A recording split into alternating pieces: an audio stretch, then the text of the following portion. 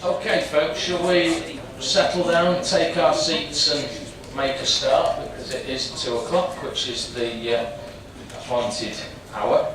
If I can welcome everyone to today's Transport Committee, the last of 2018, no less. I'll start with a few bits of housekeeping for good sake. First of all, if anyone does have a mobile phone, please make sure it's turned on to a silent mode so it doesn't interrupt any proceedings. If I can remind everyone to use the microphones accordingly when you're speaking and keep them close to your mouth so that we can make sure it's audible for everyone, both within the chamber and the public gallery. We're not expecting a fire alarm test today, so if the bells ring, it ain't Santa, it's real. So we'll need to make sure that we kind of follow the instructions, but obviously the ultimate evacuation point is just outside the Museum of Liverpool. We do encourage people that they are able to film and photograph today's proceedings. However, we would always ask that sometimes certain mobile and recording devices can interfere with our microphones and other equipment. So if you are intending to do any filming, if you can just let us know in advance, we can make sure we arrange everything accordingly for you. So with all the housekeeping done, a couple of other announcements.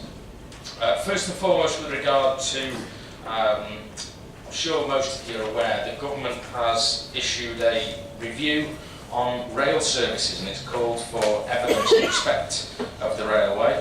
Apparently the government's vision is to have a world-class railway working as part of a wider transport network and delivering new opportunities across the nation, because at this moment in time, under Mr Graylin's watch, it certainly isn't. Obviously it's been established by the Secretary of State and it's been headed by a gentleman called Keith Williams.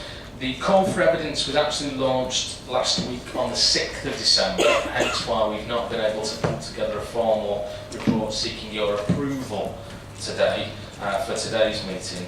But the submission deadline is now the 18th of January, so at our next meeting on the 10th of January we will be receiving a report detailing a proposal for the City Region's response to the Williams review. So I hope that's good news, because we were thinking that we might have to take something in shorter notice than that. Secondarily, I need to announce that our good friend Councillor Ron Abbey has chosen to stand down from the committee, merely just because of time pressures. Obviously Norman's been with us since June, and I'd like to put on record our collective thanks for all of his kind of attendance, his commitment, his help, his assistance and his support for everything that we've been doing here at Merseyrail over that time. So if I can write to Norman and convey those thoughts accordingly, I think that would be appropriate. And obviously Knowsley Council have already identified Councillor Doc Johnson, who I think's in the public gallery with us today, who will be joining us following her kind of approval by the CA tomorrow. So at our meeting on the 10th of January, Dot, you'll be welcome aboard the good ship Merseyrail on the benches opposite. So it's great to have you with us. Okay, into some of the kind of formal business. The first item is apologies for absence. Can I ask if we have any of those, Charles? Yes, so we've got apologies from Councillor John Dodd, Councillor Paul Hayes and Councillor Susan Murphy. Can we also add Councillor Anthony Lavelle onto that as well? And I suppose it's suitable just to mention that Sue's at hospital appointment today, so if we can send our very best wishes to her, that would be excellent. Harry? Just to say, unfortunately, Charles' microphone isn't working.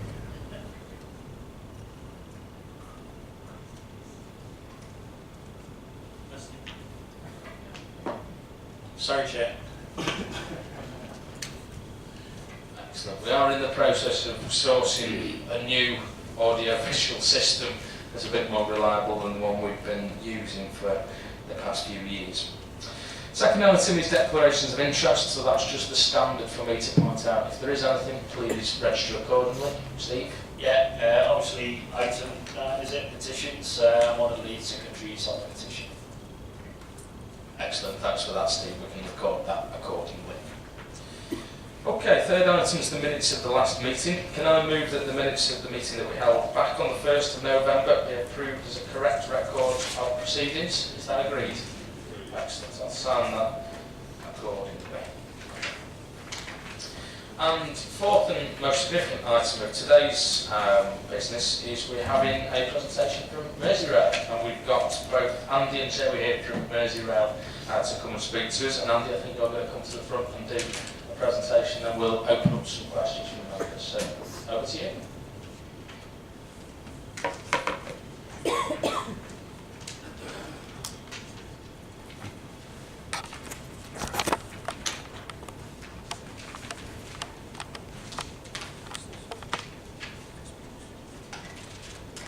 Thank you, Chair.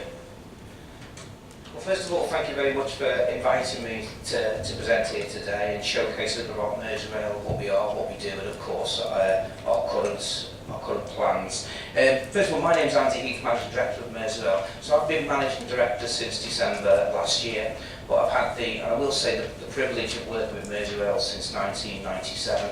So I've been here about 20 years, but 30 years in the rail industry. So, as I said, really pleased to be here. I hope this gives you some insight in terms of where we are at the moment.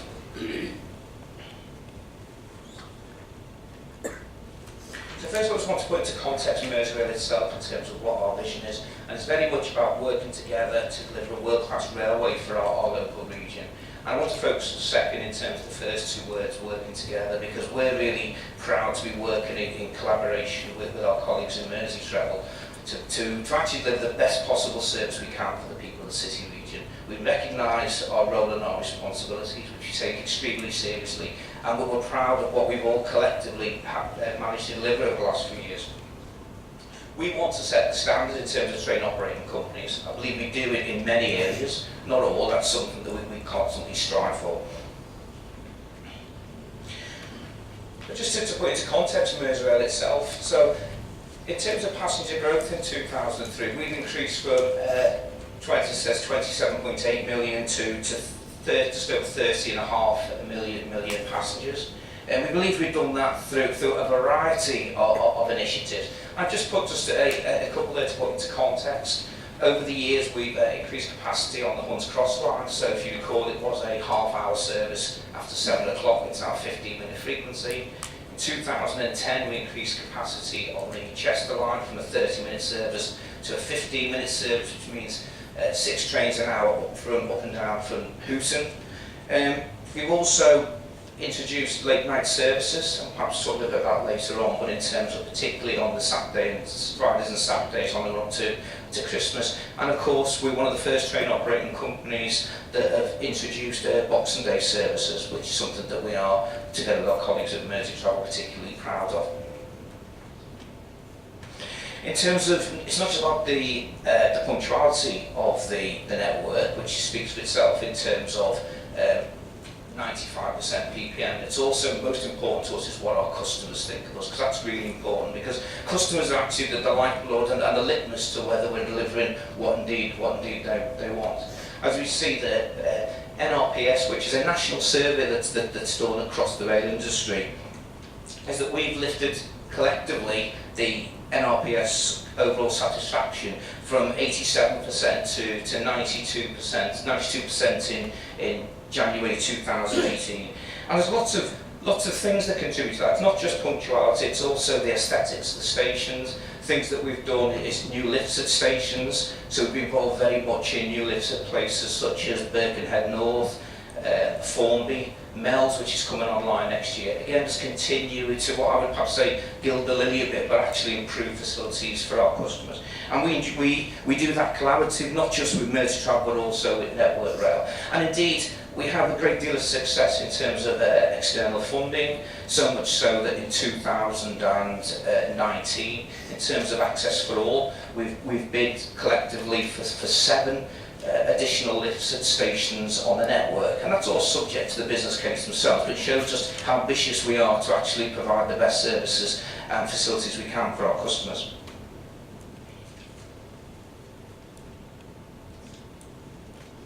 '18 was a particularly proud year for us. collectively, I keep saying collectively because it's very much a team effort, I recognise in terms of we could not deliver without the support of an awful lot of people in the city region. And so in 2000, I spoke before in terms of National Rail Passenger Service with a top franchised operator, best value for money.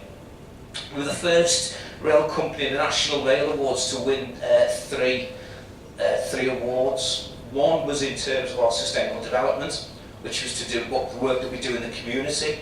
The second one we're really proud of, which is in terms of customer service excellence, and that was associated with a line loop that took place last year, which could have been an absolute recipe for disaster for the city region.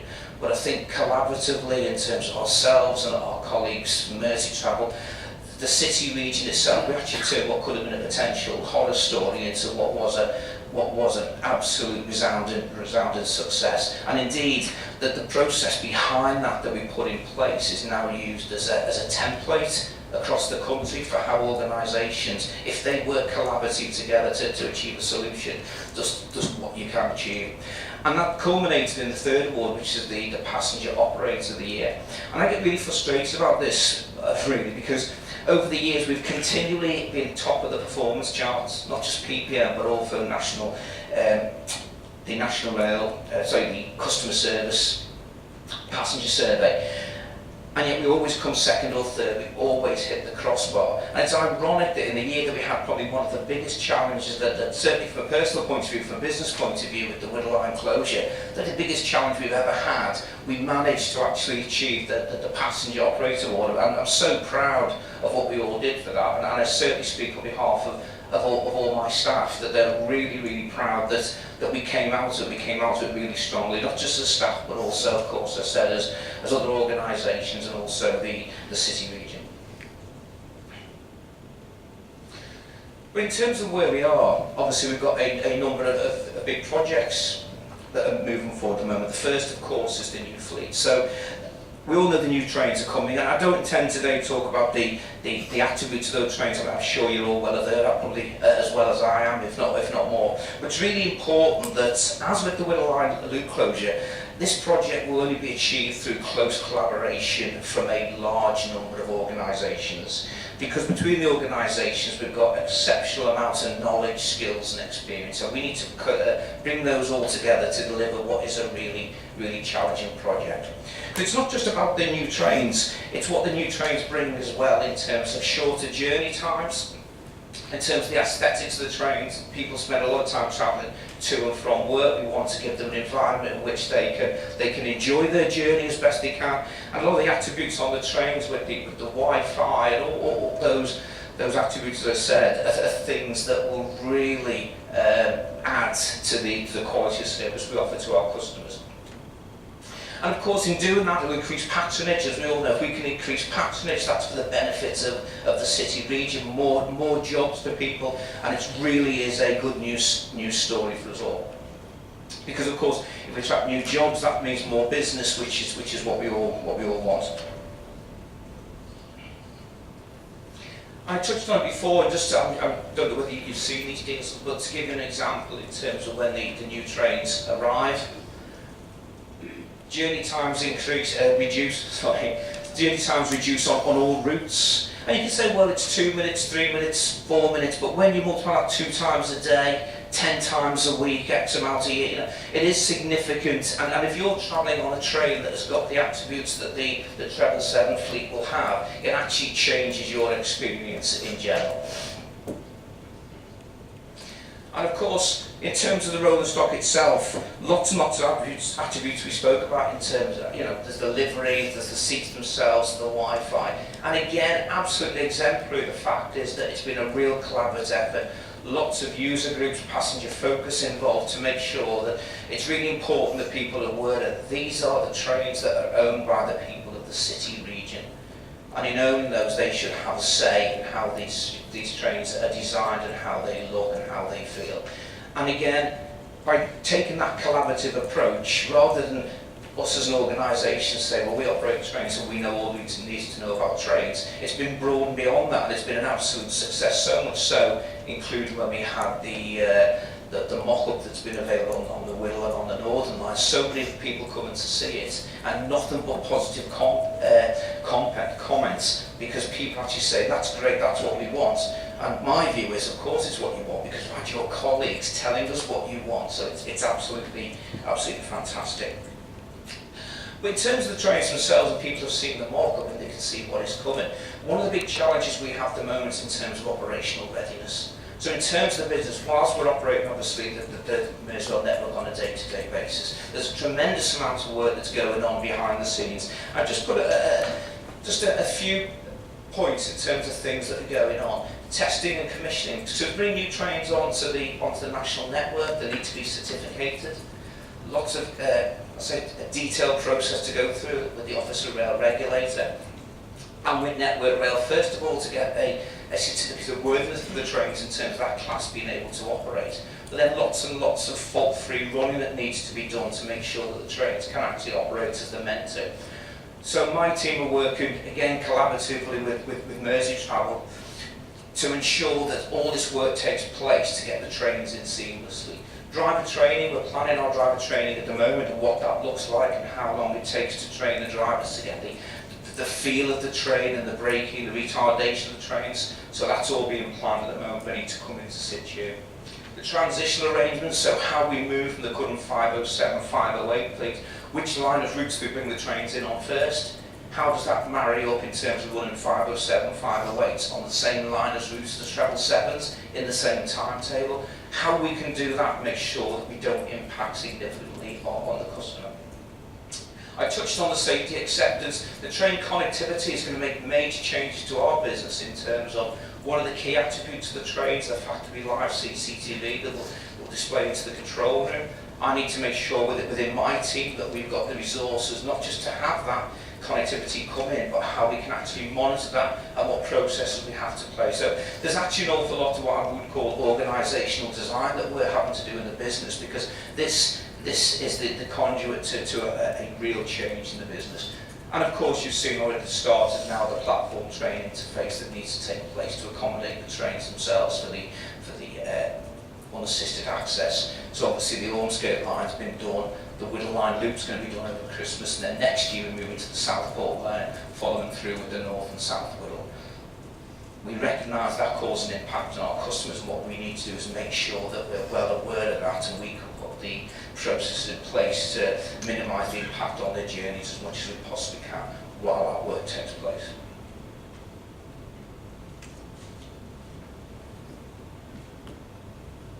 So I just touched on it then. So of course the platforms need to be upgraded, and whether it's the platform themselves that are changing or whether it's the track, whether we need to camp the rails, it's all being done in a process of 11 phases that are taking place. And as I said, rail replacement bus services are being used. We are looking to what we call spread the effect, so we actually go in one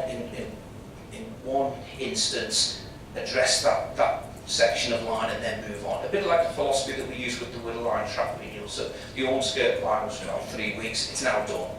It's now done and we then move on. So it's really important that we keep people informed, not just of the alternative travel range, but also why we're doing this and the benefits that it will bring. And it's very difficult because when you do particularly you close a line of route for 2 weeks and then you reopen it, people see no difference. The 507, 508 are operating. What they don't realise perhaps that the rails have been lifted and canted, so it's making the network fit for purpose. But of course the new trains, we have a challenge in terms of industrial relations. I'm sure you're all well aware of that. And so it'd be remiss of me not to at least touch on this, but I hope you appreciate that we are in a stage of discussion with the RMT at the moment. So following the disputes that we had in February this year, we agreed to request from the Metro Steve Rodham to enter into independent conciliation. So we've had a number of meetings with the RMT, and as part of that, the RMT have agreed there'll be no strikes while the talks take place. I can't go into detail of the contents of those talks, I'm sure you can appreciate that. But it's really important that the only way that any dispute is going to be resolved is through all parties working together. And I can assure you that we have lots of dialogue and there's no lack of effort to see whether we can achieve a solution to that. We touched in terms of the trains, but of course ticketing is an issue on the Merseyrail network. I'm sure if you go down to London, you see the smart ticketing in London. Then we lag behind on that. But fear not, because there's lots of plans in place at the moment in terms of future ticketing for this network. I'm sure the word in terms of the Saverway is now on smart, as the concessionary passes. So in December this year, the first phase will be that the rail pass weekly will go on to smart, albeit the walls at the moment is the smart. But in January we'll move to monthly and annual. So we get to the stage by that is that we'll have 34% of our tickets will be on smart, which is absolutely fantastic. Of course that's not enough. The second phase is to put validators at all stations in late 2019. I'm pleased to advise you that our shareholders last week committed to investment in this. And the validators are posts that are going to go on all the platforms. It means that people will be able to tap in and tap out. And that becomes a real enabler. Because the future vision, which we're working closely with our colleagues in Merseyrail, is to actually move to a smart system where people, we call it hours, but in fact people will be able to tap in and tap out with their bank card, and in which case the monies we deducted directly from their accounts. It will also enable the fact that the smart cards can be loaded, so you can preload with monies and tap it can be drawn off. So it actually takes us into the 21st century. I won't take too much detail on that because it'll all come out as in fact it progresses. But we get to the stages that we have a network we can all be really proud of at the moment. So when we have the trains and the attributes of the trains and what that brings in terms of journey times, you then look in terms of a really agile, state-of-the-art ticketing system. It really just adds to what this network has to offer. And of course, in doing that, it means that more people will travel because the fares will be a lot easier. It just gives us a great opportunity. I said previously, I've been with Merseyrail 20 years, and personally, I'm really, really proud and excited. Proud to be managing director of Merseyrail, but really excited to be leading our business as we move into what's an absolutely, it's a new era for what's going to happen on the Merseyrail network. It's something we should all be really excited about. I just want to touch on, I spoke before in terms of the awards that we won. One we were proud of is in terms of our sustainable development. So this is about how we work with the communities. So as I said, we've raised over £800,000 for charities. We have a charity of the year. It's always a local charity, nominated by our staff, voted on by our staff, and we make sure throughout the year that we support the charity of the year to make sure that we get them involved in things that we're doing, whether that's be it from collecting at Aintree or to doing sponsored events. We actually integrate the organisation within Merseyrail to make sure that we support them as best we can. 2018 was the Merseyrail and Cheshire Blood Bikes, and it's very quickly that it's an organisation that is unsupported, that literally takes blood from hospital to hospital for emergency operations. It's purely voluntary. There's very little funding at all, and this year so far we've generated about £25,000 for them, which we're really proud of. And that's why we want local charities, because £25,000 for a charity such as the Blood Bike I could not verbalise just how much benefit it brings them and how appreciative of that they are. And again, it's adding back into the community. We do school liaisons, so we visit about 300 schools over the course of the year, and it's not just about the danger of the railway, which of course that's an important part of it, but it's also understanding things such as antisocial behaviour and how that impacts on the people. So when you're playing around on the train, how that can be seen by others. We also talk about the opportunities available in the rail industry as a career, and we do lots of that as well. So a lot of work goes on in that. And we also have 47 of our stations adopted. And one of the things we did do last year for the first time is that we had a community event in May. We invited all our community volunteers to come, and we just spent the an afternoon tea thanking them for the support and the input they have. And I'd like to extend the opportunity to any of you here today. If you'd like to come to that event and see some of your constituents, by all means drop us a line. And it just makes it a really feel-good event. It's just recognising the time and the effort that people put in supporting their local station and local community. It really is rewarding. So whilst it's all, I suppose what I believe is good news, of course there's challenges. And we can't get around the fact that there has been issues in the rail industry this year. And to a certain extent, I'll talk about it at the moment, Merseyrail's been isolated from that, but I'm sure you can just look not far from home and see where there have been issues. As alluded by the chair, there's lots of challenges in terms of timetable, particularly in terms of Northern and in terms of GTR, in terms of readiness of a timetable, implementation, and perhaps more importantly, which I think sometimes got a bit lost, was the impact it had on customers. As part of that, one of the challenges that's come out, which is linked to something I'll speak about in a moment, is just how fragmented the rail industry is. And one of the things that came out of the Cllr inquiry is the fact is who's actually in charge, who's the coordinator of what happens. Is it the train operator? Is it Network Rail? Is it the DFT?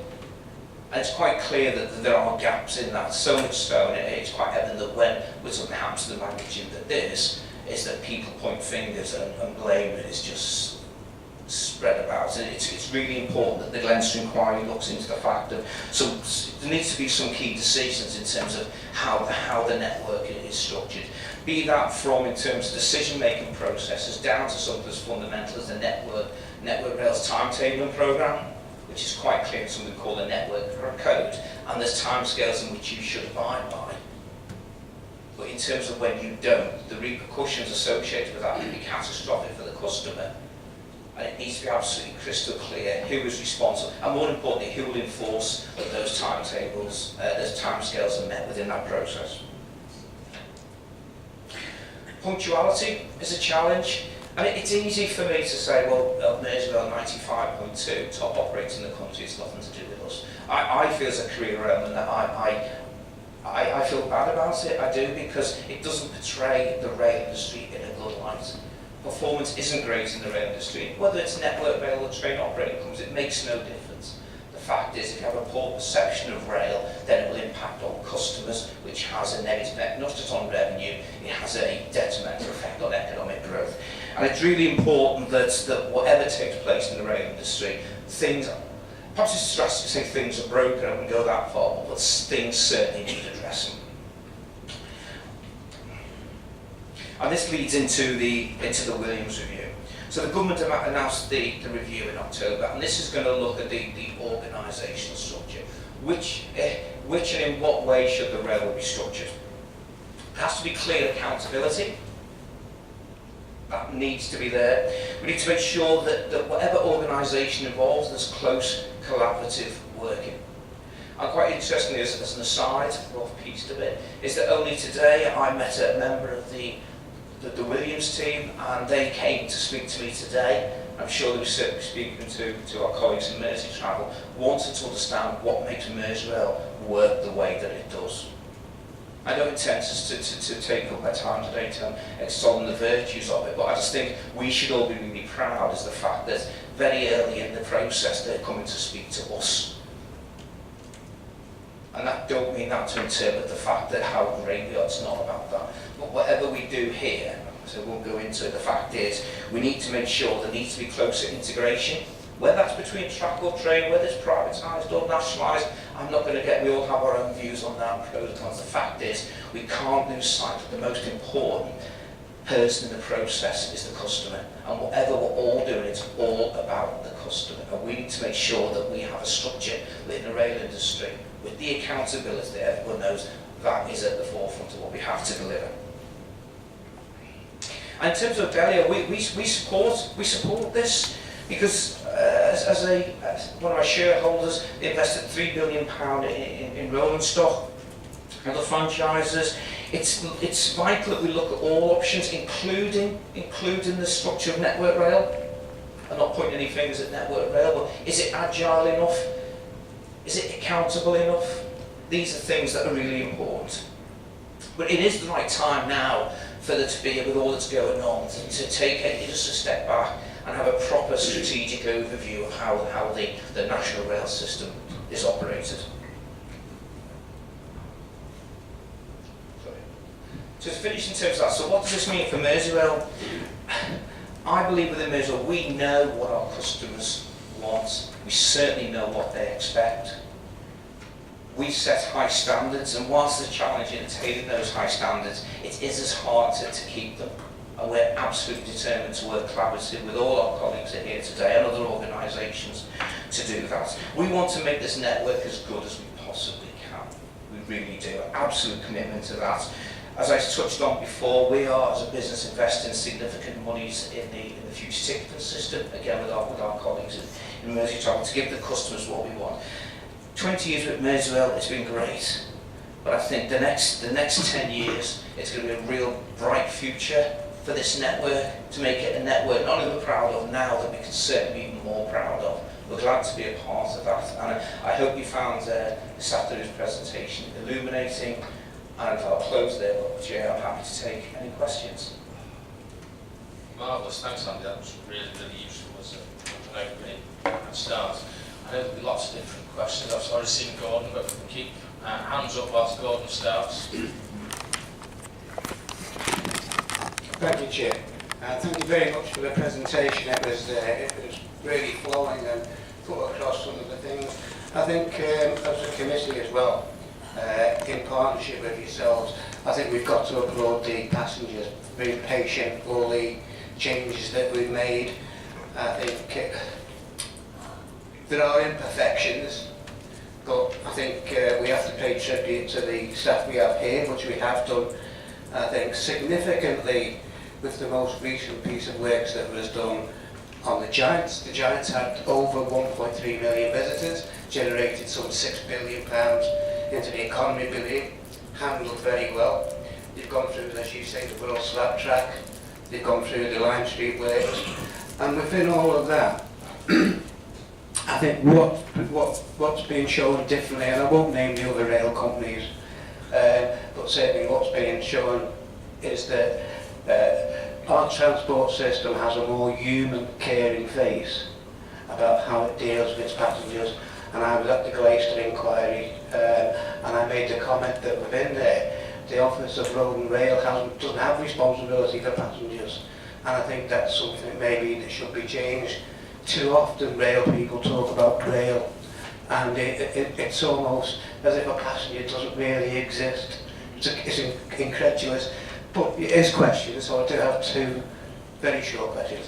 One is about short forms that are coming along. You talk about the new trains, very old trains we have at the moment.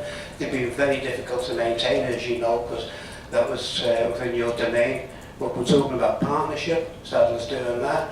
And we seem to have an increasing number of short forms at the peak hours. So we're getting 3 carriages where there should be 6, crowded platforms, etc. Is there anything that you can do to help with that, to address that? And one other issue you just mentioned on very briefly, the new trains, they will be able to cut the journey time somewhat. Is there any, because we'll go through a phase, I think, where we bed in the new trains, commissioning period. Will we be able to look at what Network Rail has as track speeds? So that certainly if there can be beneficial results from increasing that, then we can maybe share some dividend on that. 2 points in terms of... Sorry, 2 points. In terms of the first one, it's the challenge we have in terms of the current fleet is the age and the obsolescence. It's no bones about it. It is really challenging. We have 59 units. We have to put 50 in traffic. 50 in traffic puts a 3-car on all book trains, but trains that have more than 303 people on become a 6-car. One of the things we're doing at the moment is we're going through a TRIP programme, Train Reliability Improvement Programme. We've identified that over 80% of the faults in our trains are due to 3 components. It's either air, power or doors. So we've agreed with Cllr that they will undertake an intensive week-long programme on units where they will go through those three components to improve reliability. And of course that does have an impact in terms of the 6 cars, because the age of the trains means that other trains have faults and need to be maintained, and that leads to the obsolescence. In terms of the current trains ourselves, to put that into context, they operate about 9,000 miles between casualties. With the trip programme that's been brought in, 16 trains we've done already, and the reliability increased to 17,000. So what we're looking to do at the moment is get these trains through the trip programme so that we get an overall increase in reliability of the train service. In terms of the short formations, what we do is we look to spread those short formations out over the course of the network itself, so it isn't a train continually. But we're certainly in dialogue with Cllr to ensure that they continue to improve the reliability, and I can give you my assurance that it's not for the want of the pressure and the challenging relationship that we have with them to make sure that we get the units that we require in traffic, because we recognise the impact it has on the customers. In terms of the second... Briefly just say it, my colleague here has already had one challenge with the thought on the trains. Right. Sorry, I don't know if that's a door fault or it's a door, I don't know that.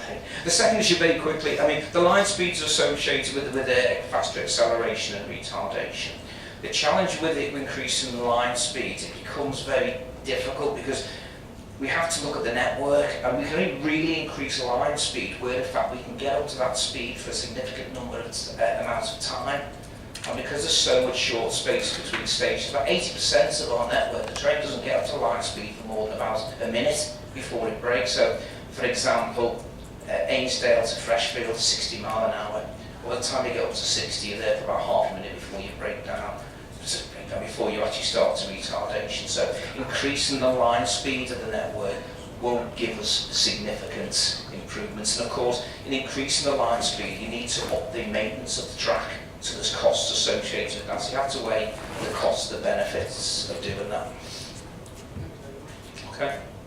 Excellent. I've got Tony, then Helen, then Keith, then John. Thanks, Andy. I think mine's in relation to fare structures. The differential between single fare and return fare. I'm a cab driver as well, that's what you know, I'm a cab driver. I work in Kirby, so I prefer people to get on the train and get the train in town. Takes 15 minutes, it takes me an hour. Right. In the cab, so I'd rather get the train and I'll carry on working here. Great advertisement for us. It's just easier for me and it's easier for them. And unfortunately, I can't say to them, it's cheaper to get the train. Because if I've got 5 young girls in on a Friday, Saturday night, and I say, take us to town, and I say, well, you know what, you better off getting a train, so 15 minutes away. Then they'll say, how much you on the train? I say, well, it's £3.80 each. Or I say, well, £4.10 on retail. Well, I'm going back to the following morning, so we don't want to return. We just want to go into town and have a good night out. It'll cost you £16 in a cab or £19 on the train.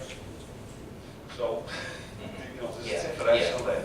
And they want to go door to door as well, so it drags me out from where I don't want to be. I'd rather service the station for the trains coming in. So, on that basis, if I take people into town, it costs them £16, and they say, can you return me back to Kirby? I'm not going to give them the same sort of discount that you give. It's 30 pence difference. So you're not going back home for 30 pence, no chance. So, on your basis, it'd be easier if you reduce the single to £3.20 and left the other £4.10. That's a £1 difference.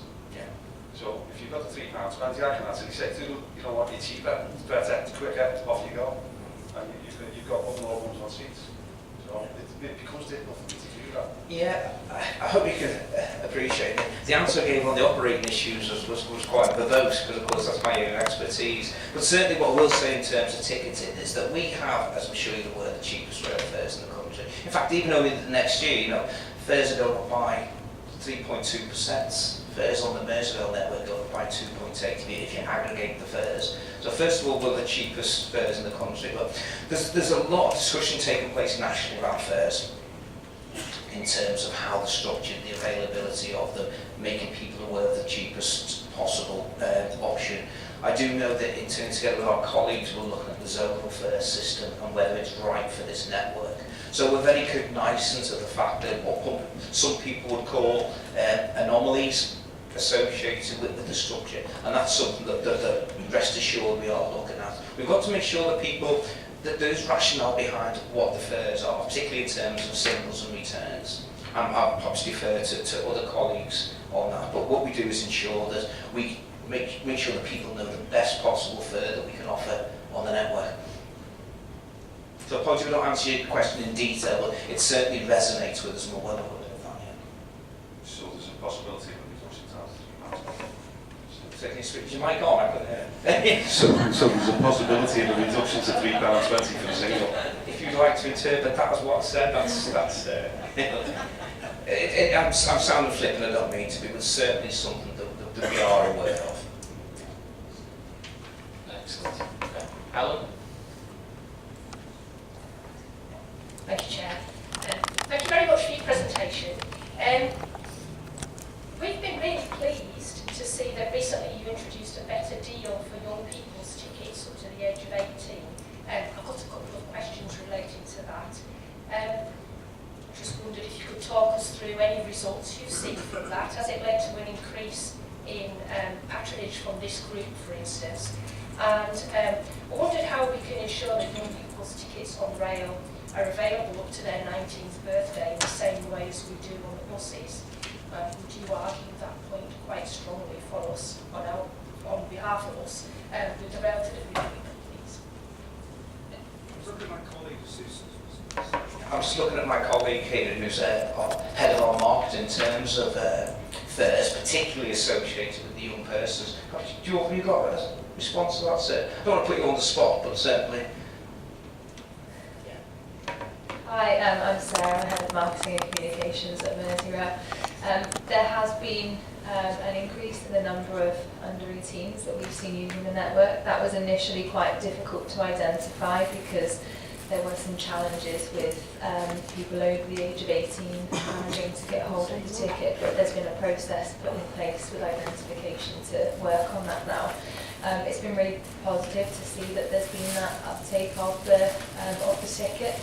In terms of the actual how we would advocate that to RDG, which I believe was the second part of your question, I think they're doing a lot to introduce rail cards to support with a reduction in tickets. So obviously the 26 to 30 rail card will come out in the new year. So I think it's something we'd be happy to share our success with the under 18 ticket and certainly support them on anything that they might implement on a national level for that. We're very proud to have been able to offer that in the city region, and we'd definitely be happy to support with any discussions that they have on that.